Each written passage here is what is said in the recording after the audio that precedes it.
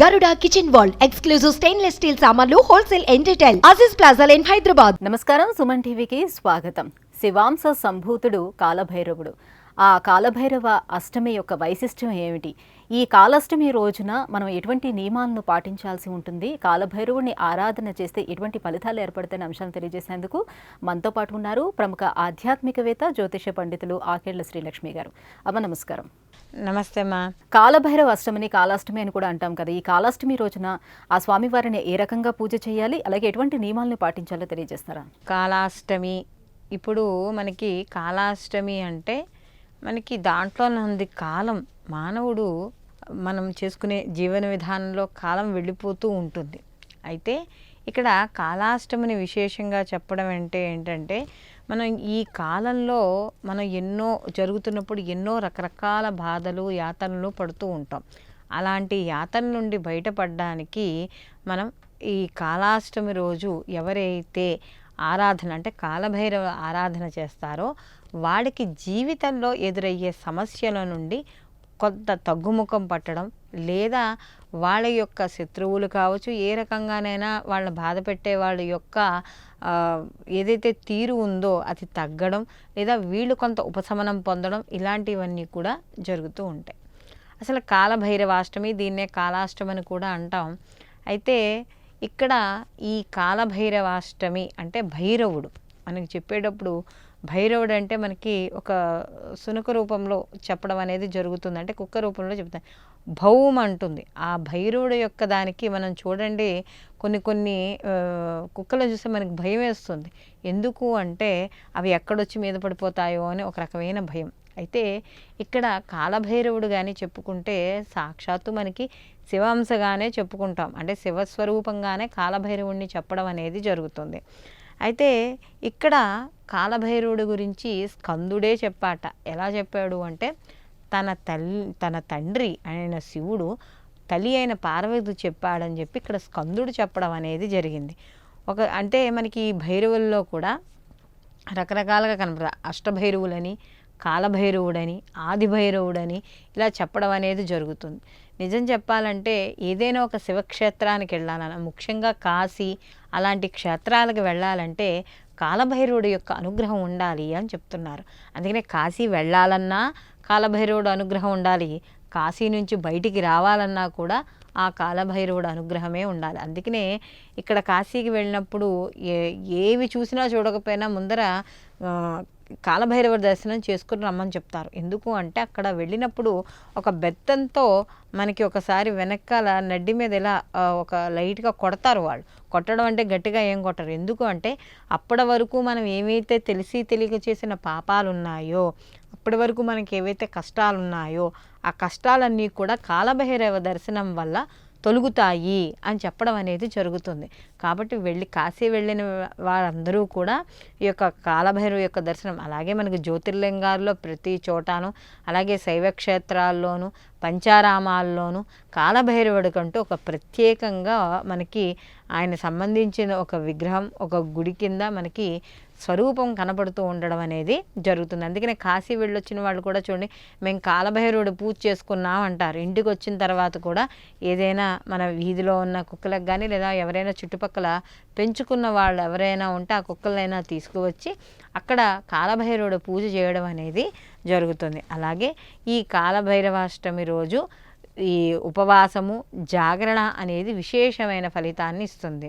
అలాగే ఈ అష్టమి బుధవారంతో కూడుకున్న అష్టమైన, ఆదివారంతో కూడుకున్న అష్టమైన, అంటే ఈ కాలభైరవాష్టమికి బుధాష్టమని, లేదా మనకి ఆదివారం కలిసి వచ్చిన రోజు కాలభైరవాష్టమి వచ్చినా కూడా విశేషంగా స్వామివారిని ఆరాధన చేయాలి. అసలు ఈ కాలభైరవాష్టమికి ఇది ఎలా వచ్చింది, భైరవుడు ఎలా ఉద్భవించాడు అని కానీ చూసుకుంటే మనం ఇక్కడ బ్రహ్మదేవుడు ఒకసారిట నేనే గొప్ప, నాకు 5 తలకాలు ఉన్నాయి అని చెప్పి ఆయన దాంతో బాగా కొద్దిగా విర్రవీగినట్టుగా శివుడి మీద నింద చేశాట. ఎప్పుడైతే శివుడి మీద నింద చేశాడో శివుడికి కోపం వచ్చింది. చూడండి, మనకి ఎప్పుడైనా కోపం వచ్చిందనుకో 2 కనుబొమ్మలు దగ్గరికి అయిపోతాయి. అంటే మనం ఏదైనా కొంచెం మన మీద ఏదైనా నింద వేసినా ఏం చేసినా ఒక రకమైన కోపం అనేది మనసులో తెలిసిపోతుంది. ఈ శివుడికి కూడా అట్లానే నింద వేయంగానే ఆయన యొక్క 2 కనుబొమ్మలు దగ్గరికి తీస్తే ఆ 2 కనుబొమ్మల యొక్క ముడి నుంచి ఈ యొక్క కాలభైరవుడు ఉద్భవించడం అనేది జరిగిందిట. అసలు ఆయన రావడమే ఎట్లా వచ్చాట, అసలు ఆయన వస్తుంటేనే సర్వలోకాలు కూడా కంపించిపోయాట. ఆయన వస్తున్న తీరుకి ఆయన ఎలా ఉన్నాడో కూడా కనిపించట్లేదట. ఆయన పాతాళం లోపలికి ఆయన కాళ్ళు, ఎక్కడో మనకి బ్రహ్మాండ లోకాలన్నిటిపైన ఆయన శిరస్సు, ఆయన ఎలా వస్తున్నాడో కూడా తెలియలేదుట.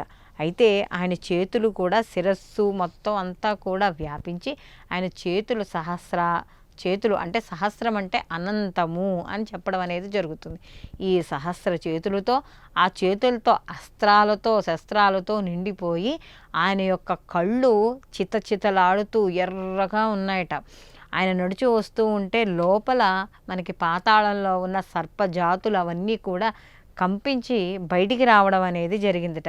అక్కడ ఈ లోకాలన్నీ కూడా, ఈ యొక్క ముక్కోటి దేవతల యొక్క లోకాలు కూడా కంపించాయట. ఆయన ఎలా వస్తున్నాడు అంటే ప్రళయకాల రుద్రుల్లా వస్తున్నట. ఆయన వస్తున్నప్పుడు ఆయన శరీరం అంతా కూడా రోమాంచితమై ఉంటుంది కాలభైరవుడిది. ఆ ఒక్కొక్క రోమంలోంచి ఒక్కొక్క అగ్నిగోళం బయటికి వస్తుందా అన్నట్టుగా ఆయన అంత ఉధృతిగా ఆయన రావడం అనేది జరిగింది. ఎప్పుడైతే ఆయన ఇలా వచ్చాడో ఆయన శ్వాస అంటే ఆయన అంతలా అక్కడ అడుగు వేసుకుని వచ్చేటప్పటికి ఆయన శ్వాస యొక్క వేడి గాలి ఉందిట. అది ఆ గాలి ఉచ్ఛ్వాస నిశ్వాసలకి గాలి విడుస్తున్నప్పుడు గగన మండలంలో ఈ యొక్క విమానాలు తిరుగుతూ ఉంటాయి కదా, దేవతా విమానాలు, అవి ఆ గాలికి కింద పడిపోయాట. కాబట్టి ఇలా ఆయన యొక్క వచ్చి బ్రహ్మదేవుడి దగ్గరికి అలాంటి స్వరూపంతో బ్రహ్మదేవుడికి వచ్చి ఈ శివనింద చేసినందుకు గాను బ్రహ్మదేవుని యొక్క ఒక తలని ఏదో విరిచినట్టుగా, ఏదో ఒక మొగ్గతు మనం విరుస్తాం కదా, అలా విరిచినట్టుగా తుంచి పాడేశాట. ఎప్పుడైతే బ్రహ్మదేవుడి యొక్క శిరస్సును విరిచారో ఆయన అహంకారం అనేది అణిగింది. వెంటనే విష్ణువాది దేవతలందరూ కూడా ఈ యొక్క స్వామివారిని కాలభైరవ స్తోత్రంగా ఆయన్ని స్తుతించడం అనేది జరిగిందట ఆయన యొక్క శాంతి కోసం. కాబట్టి ఎవరైతే ఈ కాలభైరవాష్టమి రోజు ఈ కాలభైరుడి యొక్క ఆవిర్భావము, కాలభైరవుడికి సంబంధించిన స్తోత్రము, కాలభైరుడి యొక్క ఆరాధన ఇవన్నీ చేస్తారో వాళ్ళందరికీ కూడా ఈ చదివిన వాళ్ళందరికీ కూడా భూత ప్రేత పిశాచాల నుండి ఇబ్బందులు తొలుగుతాయి, భయం ఉండదు, శత్రుపీడ ఉండదు, ఆరోగ్యం బాగుపడుతుంది. ఏవైనా అపమృత్యు దోషము కానీ గండాలు కానీ తెలిసి తెలియనివి ఏమైనా ఉంటే అవన్నీ కూడా తొలుగుతాయి అని చెప్పడం అనేది జరుగుతుంది. అలాగే ఈ కాలభైరవాష్టమి రోజు ఈ కాలాష్టమి రోజు కూష్మాండ దీపం అని వెలిగిస్తాం. అంటే గుమ్మడికాయని తీసుకొచ్చి, బూడిద గుమ్మడికాయని తీసుకొచ్చి వాటిని 2 ముక్కల కింద చేసి ఆ లోపల ఉన్న గుజ్జు తీసి అందులో నువ్వుల నూనె వేసి మనం అఖండ దీపం పెట్టినట్టుగా మనం ఎక్కడైనా గుళ్ళోనైనా కూడా దీపారాధన ఈ కూష్మాండ దీపం అనేది చేయాలి. అయితే ఇక్కడ ఒక చిన్న విషయం గుర్తుపెట్టుకోవాలి. బూడిద గుమ్మడికాయని ఆడవాళ్ళు పగలగొట్టకూడదు. కాబట్టి ఇంటి మగవాడు లేదా ఇంట్లో పిల్లాడు ఎవరైనా ఉన్నా సరే వెనక్కి ఒక్కసారి అట్లా గుమ్మడికాయని వేసి దాని తర్వాత కత్తిపేటతో కొయ్యాలన్నా కూడా ఒక మధ్యలో ఒక ఈనుపుల్ల అడ్డు పెట్టుకొని అప్పుడు కత్తి మీద పెట్టి కొయ్యాలి కానీ డైరెక్ట్గా, ఎందుకంటే అది శివలింగ రూపంలో ఉంటుంది అని చెప్తారు. కాబట్టి అసలు అందులో బూడిద గుమ్మడికాయని ఆడవాళ్ళు కొయ్యకూడదు.